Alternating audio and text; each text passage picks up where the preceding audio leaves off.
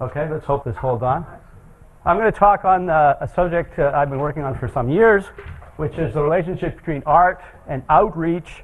And my field is pattern formation. I've been working in the field of pattern formation for about 30 years or so. I also spend a lot of time doing what we call outreach. I want to make sure we all understand what I mean by that. Outreach is the process of sort of public relations where you take your science and you try to get the public, you try to engage the public, and sometimes to educate the public and sometimes to just kind of give them a good time.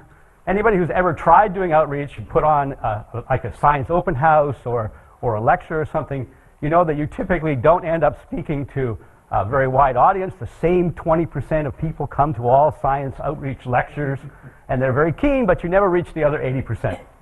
If you put on an open house day, and I know they've done this in Cambridge, Maths Open Day, you find that many parents will bring their children because science is for the entertainment of children, outreach typically the entertainment of children.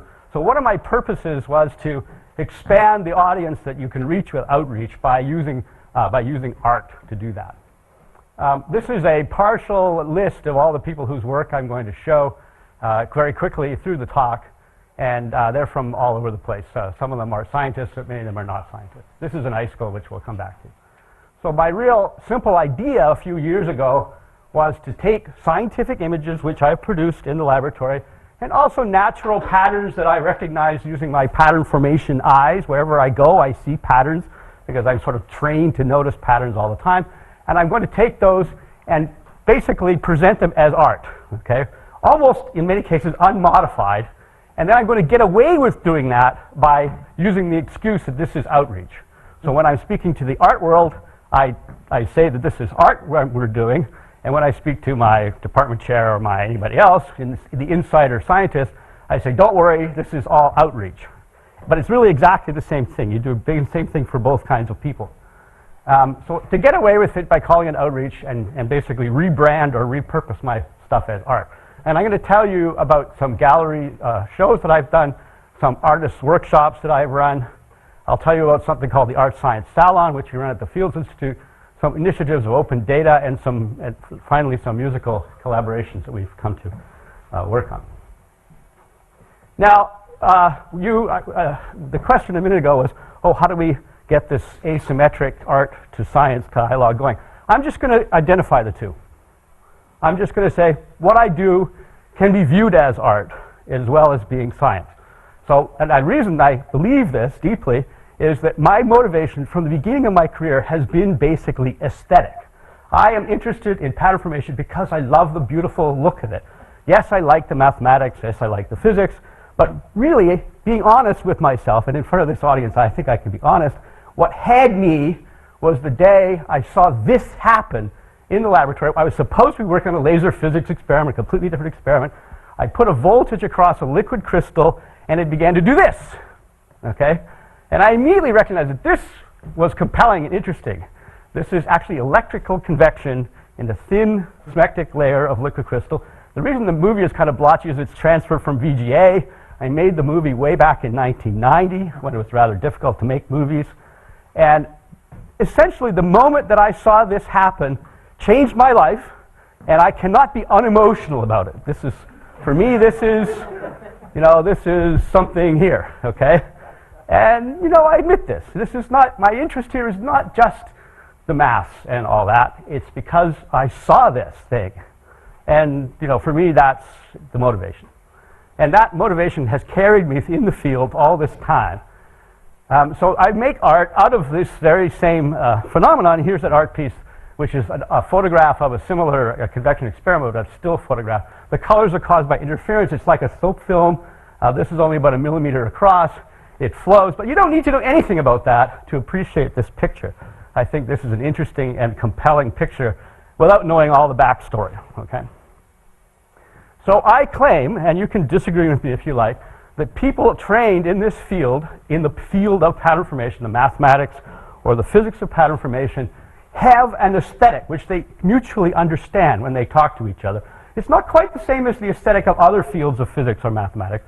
Within our field, if I show you a beautiful pattern, we know, because we're trained in this field, we have an aesthetic sense, okay? And it goes beyond our mathematical aesthetic, and it goes beyond our our usual kind of scientific thing. It's something that we understand in a kind of personal way because we're insiders in this field. So this is a kind of, I claim that this is a kind of folk art. Folk art or outsider art is recognized as art which is sometimes unconsciously produced by outsiders, that is, people who are not trained as artists, but nevertheless within their community there is an aesthetic, there is an understanding of this. So I sometimes brand what I do as scientific folk art. Usually this is the art of my people, I say to the viewer, okay? And what's interesting about folk art and outsider art is it's often absorbed into what you might call the normal art world because there's a relentless search in the normal art world for novelty and for undiscovered outsiders who can then be brought into the gallery or whatever and presented, okay? Throughout the history of art, this is like this. Cave painters were not artists in the sense of trained artists today. They painted their stuff for whatever reason, and now they are brought in and called artists. So this is what I seek to do, okay? And also to get away with, all right? Okay, so just to show you that this is not crazy, this is the same phenomenon in a round cylinder, round cell, and what do you know? It's on the annual report of the Isaac Newton Institute. Surprise! Okay, so here's another picture. So after I worked on the spectroconvection, another opportunity to work on gas convection came up, and one of the first things we produced was this picture. And again, for this picture, it is like the face of my children, okay? It was published back in 1993, but forevermore, I shall know every spiral and every facet of this thing. I find it a very compelling picture. You don't need to know the physics of it, but I'll just tell you what it is. It's gas heated from below, just a few millimeters thick. Wherever the white areas are, that's a cold downflow, and the dark areas are warm upflow. It's a shadowgraph image, and this is a chaotic state. There's actually a movie that goes with this called Spiral Defect Chaos. I had the honor of naming it that in 1993. And these spirals rotate and turn around, and yeah, it's a dynamic state of convection at low Prandtl number is what I wanted to say. But unfortunately, after making this, and it of course was published in a few different places, it now lies, lost in the ancient dusty records of physical review letters, and I've always thought that was kind of a shame. So what I did was essentially, when I started thinking about doing this art idea, I brought this image back and simply reproduced it really large, okay? And when you do that, it's like a piece of op art. It makes your head swim to stand in front of it. And I brought it, I simply started submitting it to gallery shows. And so this was a show with the theme of Twisted. Everybody was supposed to submit art which on the theme of Twisted. And what could be more twisted than Spiral Defect Chaos? And so 20 years later of its publication in the scientific literature, I take a completely unmodified image, except just to make it big, and I put it on, I got it into this Twisted show at a place called the Project Gallery, and here's me holding my beer and enjoying the opening of the thing. And over here it says this is Spiral Defect Chaos, but it does not say that it's in a low Prandtl number fluid or any of that stuff, okay? So now you have this very interesting situation. You go to the gallery, you stand around your piece of art here, and you interact with people who are there to look at art. They're not there to learn anything about science, and you can have a very interesting conversation about this. Some people want to know something about the science, and you can give them a little of that. Some people want to know what your history with this thing is, and how did you come to it. So you're allowed to, it's like a poster session at a conference, except it's very broad. You can talk about your emotional feelings about this thing. You can talk about how important this picture was when you first saw it. You can talk about things that you can't talk about at a scientific poster session. And you can also talk about the Prandtl number and all that if you want to.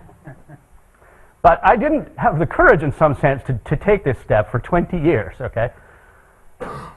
This pattern has been used by artists, not me, in other contexts. When we run our workshops, which I'll tell you about in a minute, we interact with artists, and some of them come away and they go away and make art based on this pattern. So these are some pots which were made by an artist named, potter named Steve Irvine, and he learned about this pattern from coming to one of our workshops, and he made these beautiful pots, which are, by the way, quite large, in gold leaf, okay? This is not an exact picture of Spiral Chaos. This is merely inspired by Spiral Chaos. An exact picture is on the sweater that I am currently wearing, which was made by my wife, Mary de Bruin, and this is, in fact, an exact copy of the data. So when I look at that picture, I see that spiral and I know it, like my children. And there it is on my back right now. That's data, okay? Also, and this is not cheating because it doesn't, when it wraps around, it doesn't have to meet up. But on the ski hat, it has to meet up around the other side, so you're sort of forced to deviate from the data to make it fit together. Okay, so I'll show you some of the pictures that I have taken in laboratory, also with collaboration with my students, and which I have repurposed as art. Here is an experiment. This is time-lapse. This is an injected buoyant plume, so it has input momentum as well as buoyancy compared to the surroundings. And in different regimes of buoyancy momentum, the plume will either keep its little mushroom head together, or that head will break, will what we say is unstable, and it kind of leaks into what we call the skirt. So this is the head breaking up and launching a skirt. But what I do is I simply take this picture, I take all the little A, B, C, Ds that were on it for the journal publication, and I just make it big, and I put it in the gallery. So here we are. This is a small version. You'll notice that it's the same gallery, so they have the same brand of beer, because it's sponsored, they sponsor the gallery. So this is basic. Then this is spiral, this is smectic convection on an iPad, actually, stuck on the wall. So sometimes you can get videos into the gallery as well. This show is called Perpetual Motion. So everything in this show had to have something to do with motion. Here's another picture, which I'm sure you all recognize as a standard thing, is the Belousov-Zhabotinsky reaction. You just got to love those words if you want a title for a piece of art. The Belousov-Zhabotinsky reaction. What could be better, you know? Anyway, so this is simply a petri dish with the Belousov-Zhabotinsky reaction going in it, and I blow it up very large, and I put it on the wall, and that's art. This is a composite of Chladni plate patterns. Chladni plates are simply plates that you shake, sprinkle sand on. It's a 18th century idea. It's also a standard demonstration that we do for undergraduate students. And so what I did was simply monochromize some nice Chladni patterns and make a kind of composition of them. This goes in increasing frequency to a very high frequency here. And so the title of this work would be just Chladni plates at steadily increasing frequency or whatever. Chladni plates are very nice because you can carry them around, you can do demonstrations. So this is my first in-gallery performance piece, okay, which is indistinguishable in detail from the thing we do for first-year physics classes when we demonstrate Chladni plates. So we take the demonstration, which is normally used for physics teaching, with all the technical junk we used to tell the students, and we simply carry it and put it in the art gallery, and it becomes an art piece, and it becomes a performance rather than, an educational thing. If someone wants to know why it's doing that, I simply tell them without being too technical. But many people are quite satisfied just to look at the beautiful patterns. And here I've actually got a camera pointed at the plate, and you can see people are holding their hands on their ears, and you can see the pattern evolving on the screen behind you. So I also take pictures of natural things which I recognize to be in some way related to pattern formation.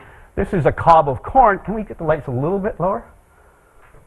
This is a cob of corn, and you all know that phyllotaxis is the process by which things like corn kernels are located. So this is merrily coming along in a straight fashion, and then it goes into a kind of double interpenetrating spiral for a while, and so that's a phylotactic defect. And then it remembers what it's supposed to be doing, and it goes back to being straight kernels again here. So this is interesting to me because you can see the double spiral emerging. There's two spirals like this in that little patch like that. And then if you blow this up to 2 or 3 or 4 feet across, it starts to be a kind of a striking image. The funny thing is everyone knows what it is, but it's still striking even though you know that it's just corn. Here's a kind of cheesecake fashion picture of a gourd, okay? It's because it's sort of fuzzy in the background, it's kind of like a fashion shoot thing. It's got 10 fins which appear in pairs. And if you look closely, some of the fins are on the verge of splitting into pairs here. Okay, now this is interesting. This is some kind of pairing pattern formation thing. Who knows why the gourd does this? But it invites you to sort of contemplate the complexity and sort of strange pattern formation going on in this gourd. This is a Brussels sprout. I cut it in half, and I have a kind of diptych where each half is laid like this, and they look like his and hers or two saints' heads or whatever. But this is another one of these cases where the plant grows its leaves in a crumpled fashion, and then as the thing opens, they uncrumple and become flat. And so we all know that that's an interesting physics problem. But when you take a Brussels sprout, which is normally about this big, and blow it up to the size of a wall, and you can see all the little crumples, that's kind of interesting. Okay, one of my entrees to getting into this art world was to go into juried shows, in particular in Toronto and probably in lots of places. In the summer, there are outdoor art exhibitions, which anyone can just submit something to the jury, and if you get past the jury, they give you a space for a tent, okay? So here's a tent, it's 10 feet by 10 feet. It's called the Riverdale Art Walk. There are several hundred of these tents, and people just walk around. It's a beautiful summer sunny day. And here, here's Spiral Chaos, and here's some icicles. I'll come back to those. This is the Giant's Causeway. This is a nice leaf. And I make a sign here for my booth, which makes there's nothing hidden here. This is art physics. And I'm willing to tell everybody this is art produced by science for scientific interest. So there's no, I'm not trying to fool anybody into believing this is art, which is actually science. I try to brand it and explain to people that this really is both these things at the same time. And I use this as my kind of logo for the whole thing. Here's another booth at the Queen West Art Crawl. Queen West is a region of Toronto. There's a park there. Here's Mud Cracks, Spiral Chaos. There's my smectic convection. I also have natural patterns of rocks and things like that. The craziest one I ever did was an outdoor art show in which they simply convinced vendors with storefront glass windows to let artists hang their art on the glass window using suction cups on a very busy street, Bloor Street, the main drag of Toronto. So here's me on an extremely hot sunny day with my shades on, and this is my art stuck to the front window of a store, which happened to be next to the Hungarian restaurant. And so basically you camp out on the street and thousands and thousands of people go by, and you can have interesting conversations with complete random passersby. They haven't even come for art. They're just walking down the street. So you can sit there and discuss the Belousov-Zhabotinsky reaction with random strangers, okay? And this is quite interesting. Okay, so eventually I did get so far as to make a gallery show. Ron Wild is an artist I'll tell you about in a moment. He and I had a joint show at a place called the Redhead Gallery, which is in an old tin box factory in downtown Toronto, so it's a kind of lofty sort of space. And he does sculptures as well as flat wall pieces. And so we had a show called The Map and the Territory. He makes collages, which he calls maps, and I'll show you one in a moment. And so the idea of the name is that he makes the maps, and I am I'm taking pictures of the territory. And there's an old joke about theorists who confuse the maps and the territory, so that's why we called the show that. Here's an example of what he calls a nonlinear map. So what he does is he chats up scientists and mathematicians and gets all their images and all their equations and all their stuff from them and learns their thing. And then he makes a kind of collage out of that. So this is a collage made out of my images. So this is the plume. You can see a plume here. Here's an icicle. This is the Belousov-Zhabotinsky reaction, changed in color. Everything in this picture is something that I've worked on, all the equations. And here's your favorite equation of the incompressibility equation and so on. Okay, and many of Ron's pictures with mathematical themes appear at the Fields Institute of Mathematical Science in Toronto, which we'll come back to in a moment. Here's a very mathematical piece by him. It's a wood-turned version of the Ricci flow, which is the gradient flow. It turns 3 spheres into 1 sphere by a gradient proportional to the gradient, so you can see it evolving in that direction. So it's a kind of mobile made out of wood. And so here's another part of the gallery. There's the 2 Brussels sprouts. We also had a video screen in the gallery, which allowed me to show lots of these little videos that I produced. And here's a kind of interesting one. This is the segregation of 2 colored chains. It's a horizontal plate which is shaking vertically, that's toward you, and it's kind of rectangular. And these are 2 ball chains, the kind you have in your light switches. And they're just colored red and blue. They're actually identical. They're just colored with felt pen. And we begin shaking, and you see the interesting thing that happens is they start out all mixed together, but very quickly they decide they don't like each other, and they wrap themselves into little spirals, and they completely segregate from each other in this strange fashion. And there's some understanding of why this happens, but I wouldn't say that it's well understood. But don't worry, time goes on, they can't resist each other, they eventually embrace again, and after a while they become all mixed up in each other again. So you can take your moral of this from wherever you like. So there, now a tendril gets stuck inside the other one, and then they go on like this. So I have dozens of these movies, and so we put a video loop in the gallery of these various movies passing along. So the wonderful thing about having a gallery show is that you get to have an opening, okay? So you invite the whole world And this is the opening of the map in the territory. You give away wine. And here's all of our artworks, and you can give a little speech to the people. And before we even opened, this was selected by one of the newspapers in Toronto as the thing to see for spring, what was it, 2016. So even before we opened, the prospectus that was put out by the gallery was already kind of picked up by the art critic press. Okay, so now we're going to talk a little bit about some other activities. We have an Institute of Mathematics very similar to the Newton Institute in Toronto called the Fields Institute. How many people have been there? Probably lots of people have been there. And at the Fields Institute, Roberta Bujani, who is my collaborator, and she and I curate something called the ArtSci Salon. And we call it a salon to get away from the idea that it's a talk, okay? A salon is a kind of place where you go to have witty conversations with each other, and it's not really about transmitting us to them kind of thing. And every few weeks or so, we bring together artists and scientists in the evening at the Fields Institute, when usually it's not in use. And we get each of them to give a little presentation, and then we have a kind of big chit-chat about that, and then we typically go off to a restaurant or a pub with everybody at the end. And we attract we have a mailing list of several hundred people. We attract, on a good day, a room full. This room you're seeing here is exactly the analog of the room you're sitting in now at the Fields Institute. And we tell the Fields Institute, and for the Fields Institute purposes, this is an outreach event, okay? But really for us, it's an art event. And so the salon doesn't just cover pattern formation, it covers a very wide range of art. So this, for example, is a neuroscientist who's also a comic artist, and he writes comics about neuroscience. So, he makes him both an artist and a scientist. Another project of the ArtSci Salon was called the Cabinet Project. And Roberta noticed that all around the university there are these empty cabinets which were originally full of stuff, and every department has a display case.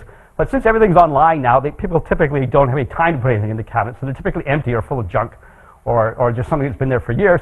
So she went around and convinced people to give us these cabinets, and then we found artists to put material into each one.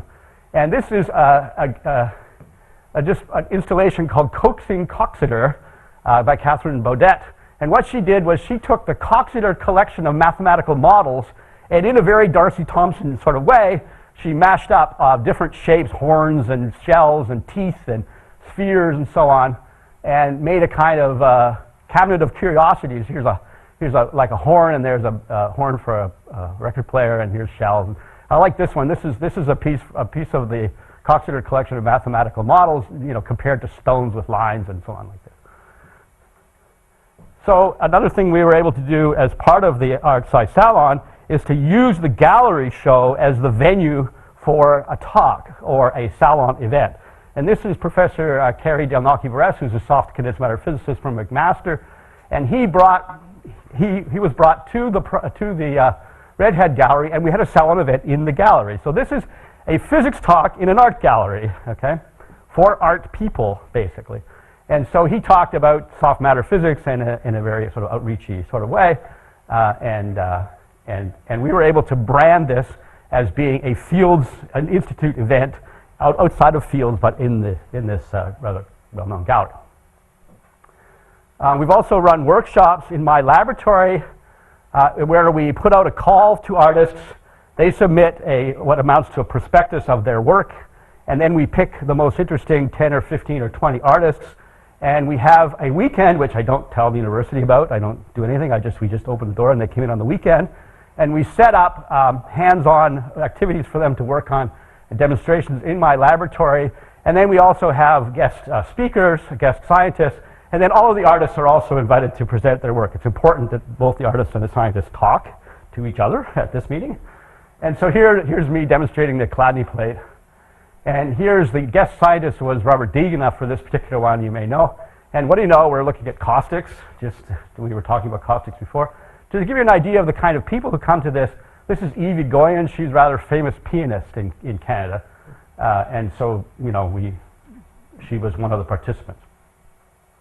Okay, so here we are admiring the Faraday instability, which is the instability of a fluid layer heated, shaken from below with surface waves, and I'm going to come back to that in a second.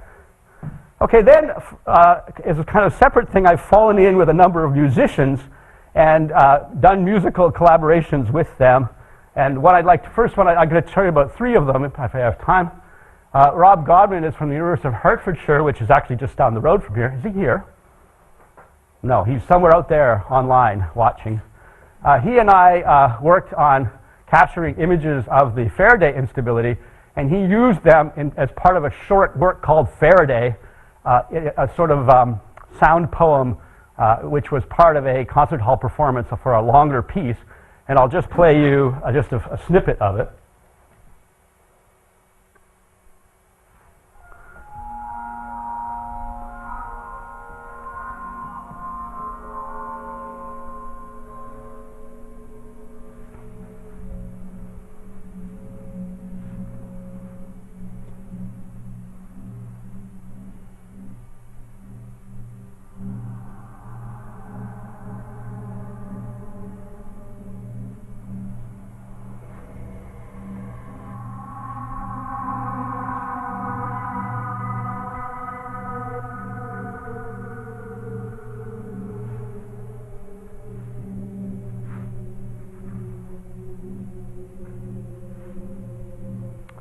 Okay, so it uses a electronic resynthesis of speech sounds found in this E. Cummings poem, and it uses sampled bells and all sorts of musical tricks, and the video itself is also manipulated from the original video. Okay, so one of the things I spend most of my scientific time on is the morphology of icicles. Okay, I'm almost done. And so as part of that, I collected, my student and I have collected hundreds of thousands of images of icicles as they grow, and I put all those things together into an open data thing called the Icicle Atlas. So anyone, artist or otherwise, who's interested in icicle morphologies can download as many images as they want, hundreds of time-lapse videos, they can do whatever they want. I've written code to extract images from that and composite them together. So if you wanted a unique wall piece of art with a unique set of icicles in it, I can easily provide that for you. So here's a collection of pictures, and also 3D printable files. So here's a 3D printed icicle. It's basically a scanned icicle that melted some years ago, which I can now give to you. And they're all open source, so it's an open data project. This is another way that artists can help scientists, or scientists can help artists, which is just to make their process and their data open.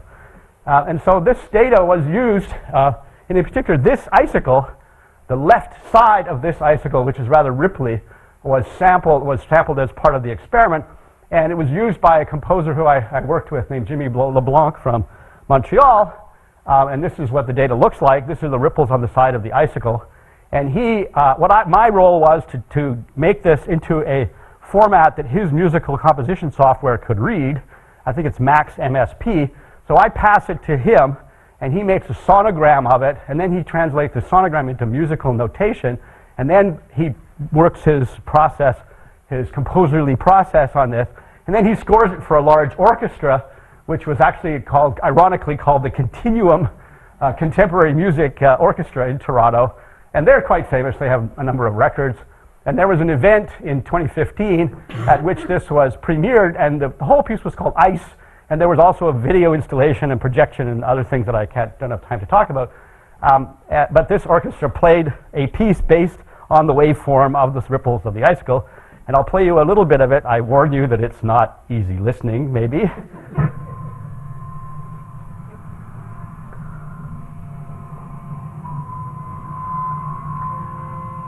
So as the icicle grows, it becomes more complex.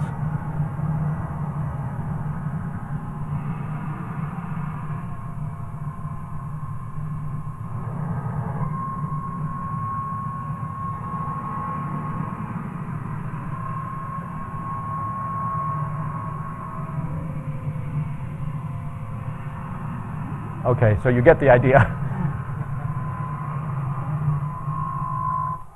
So I think he clued in on the idea that ice is slowly growing and cracking, and that's sort of the mood of the piece. So finally, I'll talk about a musical collaboration with a jazz musician by the name of Quinston Nakoff, a composer and saxophonist, as one says. And he's interested in making music using physical processes. And in particular, we used a time-lapse video of mud cracking, which I've also used in the gallery shows. And so this is So what I did was take each image from the video, binarize it, and then sample it along these lines and find the numbers, the width of the PEDs and the widths of the cracks, and generate again a series of numbers which is in the format that Quinson can take into his musical composition software, and then he works his musical magic with it, and this is the result.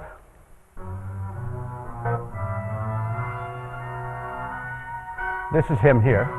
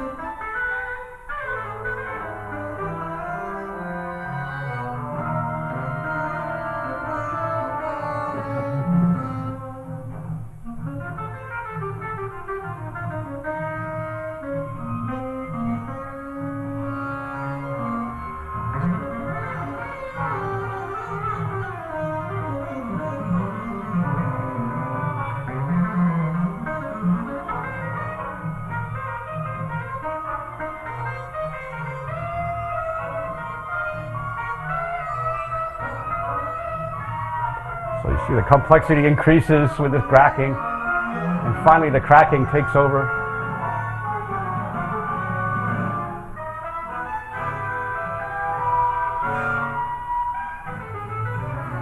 Okay.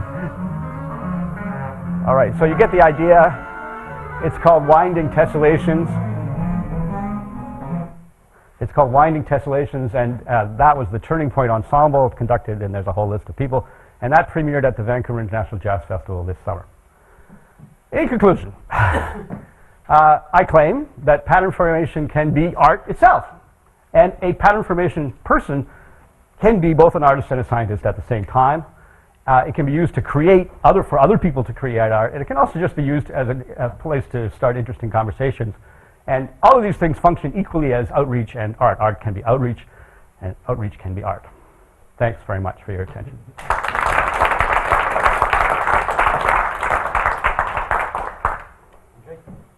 Thanks for this very nice talk, and I really appreciate the fantastic outreach work that you're doing.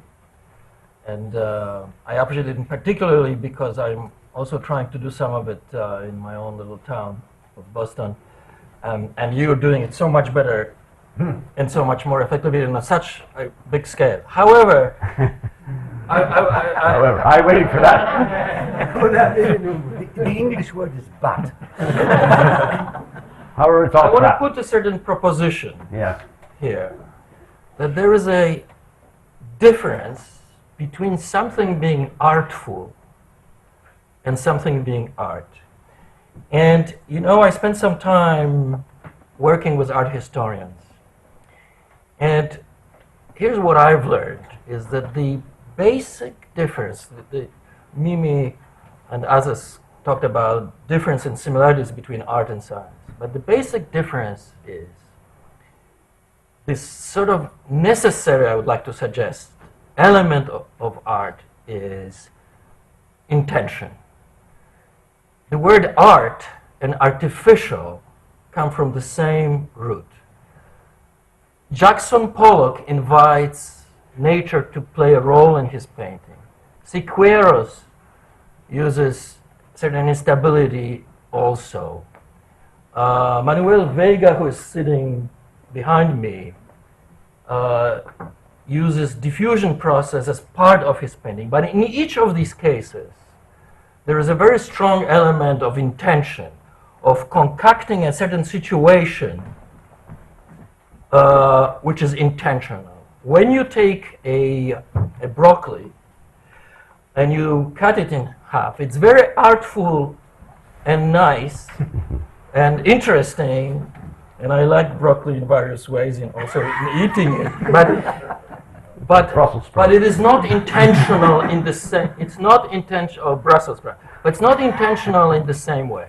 So I'm just putting It's it my on the intention table. to cut that Brussels sprout. It's my intention to do the cracking experiment. I wanted to show you a Andy Goldsworthy picture, which makes my point about the cracks.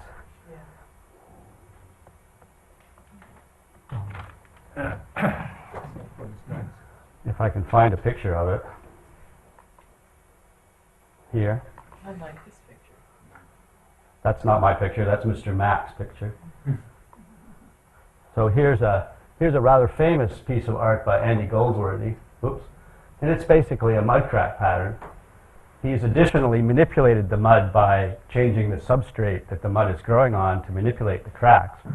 But it's very similar to a mud crack picture that I've made for scientific purposes. In fact, I'm quite interested in how he learned how to manipulate that. I might try it myself. One thing I have learned, if I may editorialize, is that questions about what art is and what it isn't aren't interesting. They aren't interesting to scientists, and they aren't interesting to artists either, and maybe they're interesting to art historians and people who wish to have arguments. But typically when you're standing in the gallery, this question doesn't come up. People either like it or they don't like it. Or they're interested in your process of making it, or they're not interested in your process. They don't want to say, oh, I've seen something in the gallery, is that art? I don't know. That just doesn't happen, yeah. I agree with what you just said, but this is another however. You have an admirable confidence in what you're doing. Now, I've done, in a minor way, things that are similar. I've had pictures that have got awards for art and so on. But I feel a certain awkwardness, even an occasional embarrassment, based on the following. When somebody in a gallery walks past and you're not there to talk to them, Yes. and they say, oh yes, I like that, they are missing something that's very essential in what we do. And that is that these pictures have meaning. And these meanings are, for us, an essential part, and they're part of the emotion that we feel, but they're an essential part of the content of these pictures, is that they're there we are envisioning science, if I can quote Felice Franklin, the term that she uses. The images have meaning. And I wonder if you feel awkward, as I do, about the fact that people who walk by and go, oh yes, I like that, they're missing that. And that's a central feature. Well, what I've noticed, I guess, is that every artist would say that their picture has meaning. Maybe. And their attempts to explain it are often quite tortured and I difficult. agree with that too. And the ones that succeed are the ones that have a good understanding of the meaning of what they've made and can explain it to people. And when I do that, using at least some elements of my scientific meaning, people respond to it very positively because it's a meaning that they can understand. Then they can. But you see, But they don't need to understand it. An extreme example. I once read a review of a recital of Spanish poetry. And at the end, the reviewer wrote, I actually don't understand Spanish, but I've got the meaning. Somewhat similar. Well, This is not a criticism. It's a meaning is a tricky thing. I can just tell you my empirical experience, which is that when I write my artist statement for submission to the gallery or whatever, I don't call it an artist statement. I call it an artist/scientist statement. An abstract. And it's like an abstract. And I express rather bluntly what my interests are and why I'm interested in it.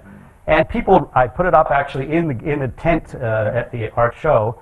I have a picture of myself, and I say, here's my artist scientist statement. Here's what I do. Here's why I do it, basically. I think I can even show it to you. And people respond to it very positively because it is a statement that they can understand. If you look at what other art statements look like and what they sound like, you and I can't understand them. The art people may understand them, but I personally find them impenetrable. I'm speaking about the experience of the viewer, not the statement that you made. Yes, but the statement exists to help the person follow what the motivations are. The experience of the viewer, for example, when you see a religious painting, some of the time you don't see the whole thing, right? Because they are, and so I have the feeling that you can appreciate something even if you don't see the whole depth. Everything in the gallery, as far as the artist is concerned, is fraught with meaning and emotion. And also it's hard to express for most artists. There was a question here. Comment? Well, I'd like to make a comment which I think follows not only Mike Berry's comment this time, but also the one after Mimi's. And I could do this a number of times about your presentation, which was very interesting. This is quite clear. The first photograph that you showed, which you submitted to a journal. Imagine that as you'd submitted it to the journal, you had in your letter to the editor, I've changed some of the patterns just to make it look better. Look better, yeah. You would have not been accepted, I suspect. assume not. Imagine you hadn't have done that, but 10 years later, if it turned out that you had changed things, I think, if I may say, your scientific career would have been ruined. Yes. Once you put it on the wall, You can if do it whatever said you want. underneath, gee, I've changed a few things to make it look better, nobody could care less. If 10 years later it came out that you changed things, they wouldn't even make a comment on the back page of the newspaper. That's true, but I'd know. Oh, you know what? I'm not new in this comment. I'm coming back to what's Yeah. the difference between science and art, and why is there transfers one way where there can't be in the other way? There's no way that. Well, I don't think I'll say more because that's. Well, I'll just tell you my philosophy, which is that I do manipulate the images for the purposes of art to some extent, but only in ways that I consider to be sort of honest to the phenomenon. I change the colors, I make it more contrasty, I trim But you it. don't do that in JFM papers. No. But often they're just posed, essentially. They're posed, like the gourd, for example, I took with short focal length and, all this kind of stuff. And these are just the things you would do for a fashion photography shoot or whatever. But they're not, at least not that much, dishonest. But it's not my intention to make pictures which aren't pictures of the thing I really saw. I don't want to invent things. I never use computer-generated pictures, for example. Although, we generate all kinds of beautiful graphics and 3D graphics and all that stuff. I never use those.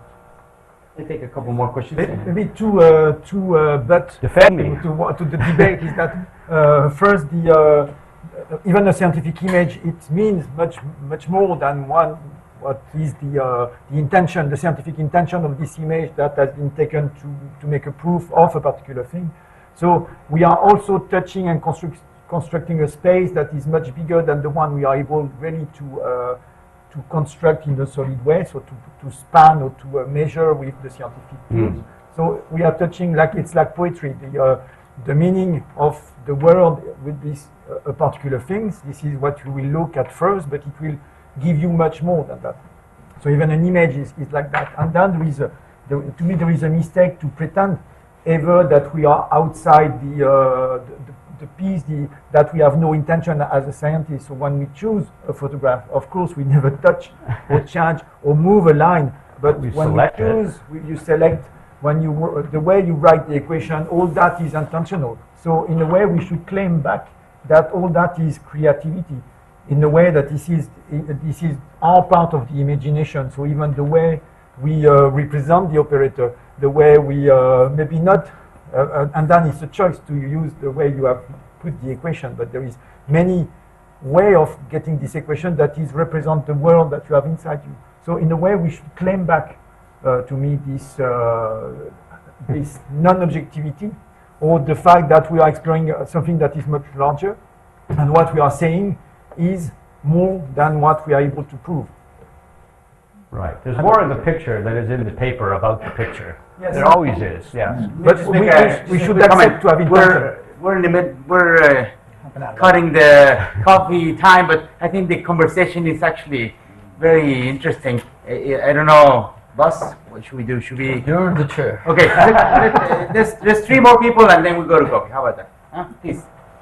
Yeah, I just want to also in support of the imagery that I think there is a tendency to sort of wrap up science in mystery for a wider public. So image provides that space for demystification of scientists, that sort of entrance, that open door for people to engage, and kind of like an icon that you could click and then access that space. So the moment you put that image into a gallery space, you have made the decision to create that access So I think that can be taken into a bigger space.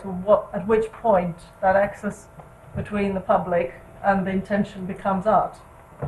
So whether we would consider a religious art as art, whether we would consider art design as art. Or a pile of bricks, you know, you can see piles of bricks in the gallery and they're art. Well, that's a case of intention. But it's very intentional. Intentional. So But it's my intention to put these in the gallery to too. create the interface, that access between the imagery, scientific imagery, and demystification of it as just a set of numbers, is a form of creative engagement. So that could also be considered as a form of art. It's maybe not the same as Duchamp's, it may not be the same, but it may be more in line with art design or iconography as in religious art. It also can come under a wide umbrella of Or folk art, which is what I called it. All right, this one here and then Dan at the end. At my institute many years ago, they're looking at breadth requiring science. And the question came up, what is science?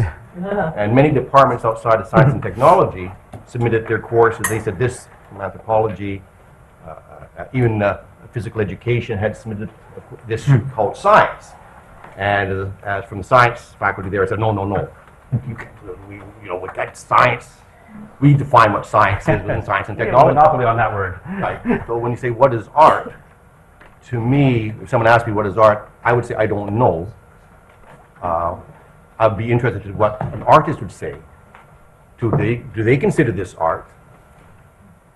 Because I can't have it both ways. And when I say what is science, Consistency is not something that artists worry that much about. but I'd be interested to know what I would consider an artist. Because I don't know. I have someone that says, is this art? I don't really know. It's beautiful as art is, and that for me, it's for me. You know what Andy Warhol said? Art, that's a man's name, isn't it? So it's not, I don't know. Dan? Yeah. Maybe we can... Dan, slay me. Go ahead. No. So I don't know anything about anything what you just said, but I do know. I do know, and you're an experimentalist, and I'm an experimentalist, and Yeah. perhaps we're in the minority here. Maybe. But when and I tell my students this, when you're creating an experiment, there's an art to creating, Absolutely. and I don't. How does that fit into this? Because I know that there's intention. Yeah. There's There's many a- ways to get about it.